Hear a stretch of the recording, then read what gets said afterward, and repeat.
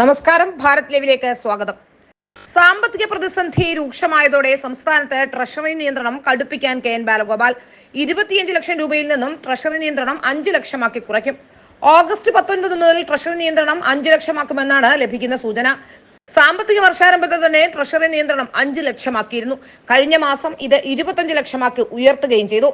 ശമ്പളവും ഓണ സീസണുമായി ബന്ധപ്പെട്ട മറ്റു ചെലവുകളും വരുന്നതുകൊണ്ടാണ് ട്രഷറി നിയന്ത്രണം 5 ലക്ഷമാക്കാൻ ധനവകുപ്പ് തീരുമാനിച്ചത്. 3700 കോടി രൂപ മാത്രമാണ് ഈ വർഷം ഇനി കടമെടുക്കാനുള്ളത്. അതുകൊണ്ട് തന്നെ ഏത് നിമിഷവും ട്രഷറി പൂട്ടേണ്ട അവസ്ഥയിലുമാണ്.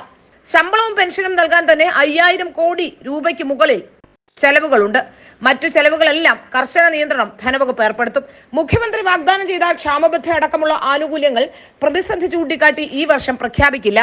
നവംബർ മാസം പെൻഷൻകാരുടെ പരിഷ്കരണ കുടിശ്ശികയുടെ 4ാം ഗഡു കൊടുക്കേണ്ടതാണ്.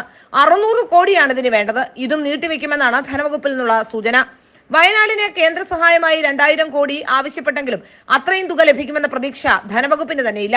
സർക്കാർ ജീവനക്കാരുടെ സാലറി ചലഞ്ച് വഴി 500 കോടി സമാഹരിക്കാമെന്നാണ് ധനവകുപ്പിന്റെ കണക്ക്.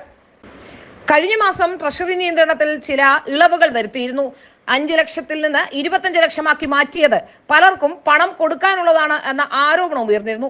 മുഖ്യമന്ത്രിയുമായി ബന്ധപ്പെട്ടും മുഖ്യമന്ത്രിയുടെ നവകേരള സദസ്സുമായി ബന്ധപ്പെട്ടുമൊക്കെ കഴിഞ്ഞ മാസം കോടികളാണ് പലർക്കും നൽകി തീർത്തത്.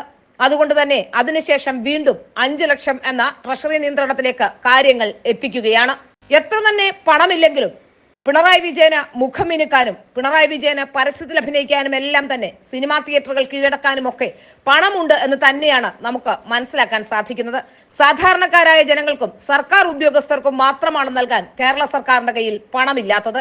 കേന്ദ്ര സർക്കാർ കനിഞ്ഞില്ലെങ്കിൽ ട്രഷറി പൂട്ടേണ്ടി വരുമെന്ന് തന്നെയാണ് ഇപ്പോൾ പുറത്തുവരുന്ന വിവരങ്ങൾ.